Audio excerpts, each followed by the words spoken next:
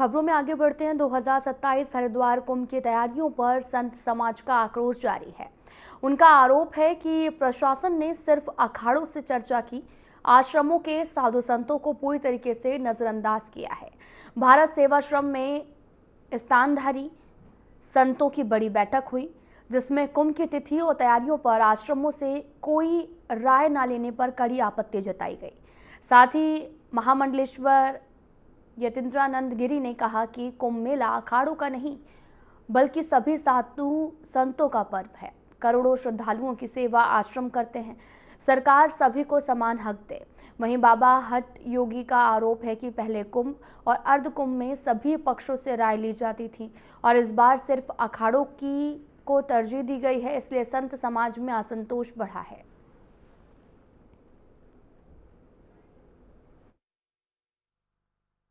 सरकार को कुंभ और अर्ध कुंभ पर पुनर्विचार करना चाहिए, क्योंकि अर्ध कुंभ होता है और अर्ध कुंभ में छावनियां नहीं लगती है, अर्ध कुंभ में जो है ध्वज नहीं लगता और इसलिए शाही स्नान की कोई परंपरा नहीं है।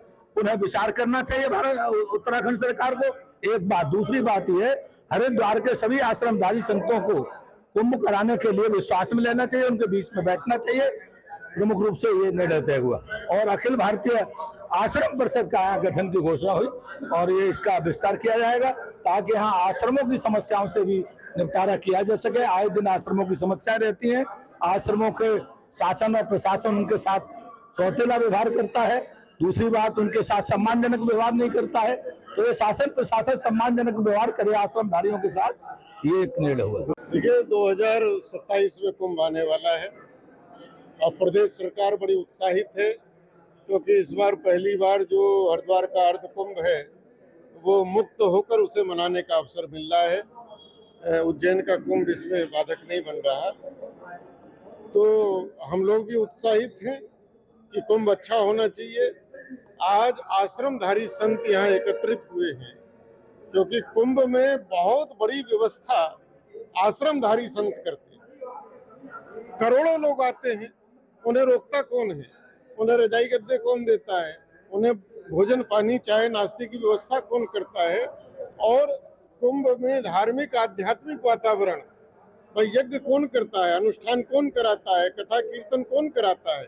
ये आश्रमधारी संत कराते हैं। आश्रमों का नक्शा पास नहीं हो रहा है।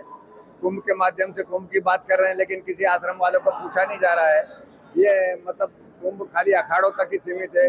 अखाड़ों के छावनियां हैं, छावनियां बना के उन लोगों ने अपने मतलब अपार्टमेंट बना लिए हैं, तमाम पेड़ काट दिए, उसके बावजूद भी वो कर रहे हैं। तो ये समस्याएं हैं ना, बेचारे आश्रम वाले भगत जगत सबको रखते हैं और सरकार भी आश्रम वालों को नहीं पूछती है। तो इन्हीं समस्याओं को लेकर ये आज आश्रम परिषद का जो विचार विमर्श हुआ है और हो सकता है कि जनवरी में इसका बहुत बड़ा एक संगठन खड़ा हो और अखिल भारतीय आश्रम परिषद के नाम से इस संगठन को खड़ा किया जाएगा।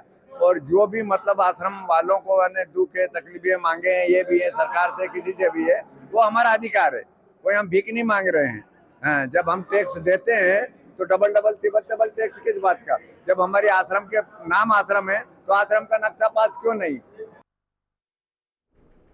तो इस वक्त की बड़ी खबर आपको बता रहे हैं उत्तराखंड वन विभाग से बड़ी खबर, जहां पर रंजन कुमार मिश्र बने हैं उत्तराखंड के प्रमुख वन संरक्षक। शासन ने जारी किए आदेश।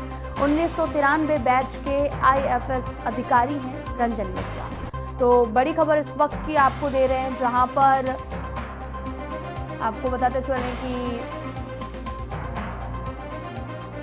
इस वक्त की बड़ी खबर आपको बता रहे हैं, जहां पर रंजन कुमार मिश्र बने हैं उत्तराखंड के वन संरक्षक। उत्तराखंड वन विभाग से इस वक्त की बड़ी खबर, शासन ने जारी किए हैं आदेश। 1993 बैच के IFS अधिकारी हैं रंजन मिश्रा।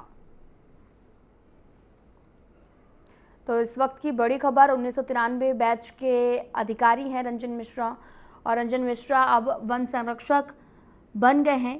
इस वक्त की आपको बड़ी खबर बता रहे हैं, जहां पर रंजन मिश्र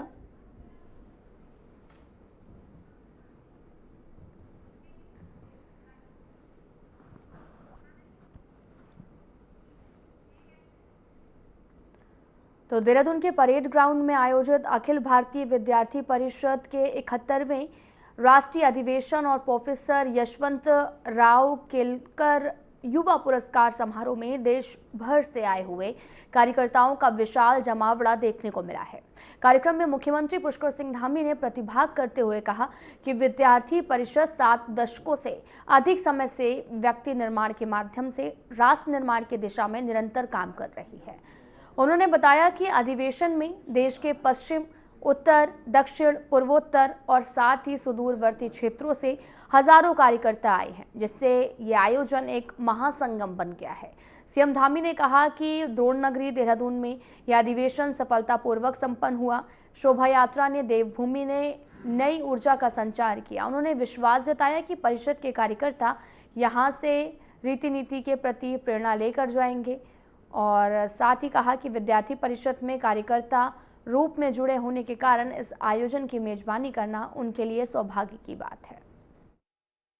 देखिए, विद्यार्थी परिषद पिछले 7 दशक से भी ज़्यादा समय से व्यक्ति निर्माण से राष्ट्र निर्माण की दिशा में छात्रों को, छात्राओं को, विद्यार्थियों को जागृत करने का काम, उनके अंदर राष्ट्र भावना को पूरी तरह से प्रेरित करने का काम निरंतर करता है। और ये बड़ा अधिवेशन पूरे देश के पूर्व, पश्चिम, उत्तर, दक्षिण, सुदूरवर्ती क्षेत्र, नॉर्थ, पूर्वोत्तर राज्यों से भी, दक्षिण से भी सभी कार्यकर्ता यहाँ आए। एक महासंगम है और यहाँ से एक नई ऊर्जा लेकर द्रोण नगरी देहरादून, देवभूमि उत्तराखंड में सफल रूप से अधिवेशन हुआ है। कल पूरे समय शोभा यात्रा निकली है और देवभूमि के अंदर भी एक नई ऊर्जा का संचार इस अधिवेशन से हुआ है। और सभी कार्यकर्ता यहाँ से विद्यार्थी परिषद की जो रीति नीति है, पद्धति है, राष्ट्र सेवा की भावना है, समाज के लिए काम करने के लिए जो उनके अंदर एक ऊर्जा है, वो यहाँ से प्राप्त होगी।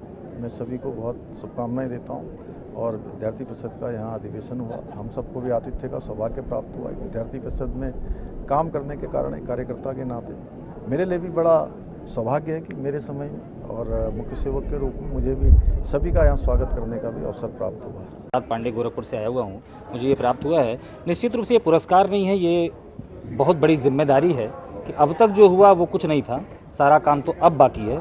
इस पुरस्कार को पूरी तरह से मैं जिम्मेदारी की तरह लेता हूँ और मैंने मन से कहा भी है कि इस पुरस्कार को मैं भारत माता के चरणों में अर्पित करता हूँ और जो भी धनराशि मिली है वो भारत के मानसिक रोगी। हरवटपुर में नेशनल हाईवे पर अतिक्रमण हटाने की कार्रवाई शुरू की गई।